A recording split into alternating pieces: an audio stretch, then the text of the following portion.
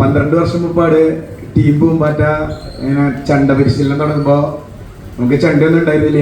ഈ സഷമയ്ക്ക് ടീം പൂമ്പാറ്റയായിട്ട് ചെറിയൊരു ബന്ധമുണ്ട്. അപ്പോൾ ഈ വേദിയിലിരിക്കുന്ന ഒരാൾ തന്നെയാണ് ഞങ്ങൾക്ക് ആദ്യമായിട്ട് എനിക്ക് ചണ്ട മേടിച്ചു തന്നത്.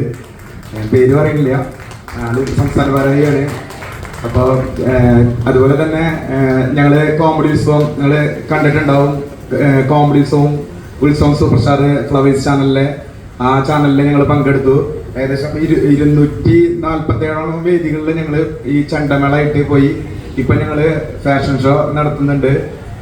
ഈ വരുന്ന 29-ാം തീയതി ഡൽഹിയിൽ നമ്മളുടെ പൂമ്പാറ്റയുടെ കുട്ടികൾ ഫാഷൻ ഷോ അവതരിപ്പിക്കാൻ പോവുകയാണ്. ചണ്ടമേളം അവതരിപ്പിക്കുന്നുണ്ട്.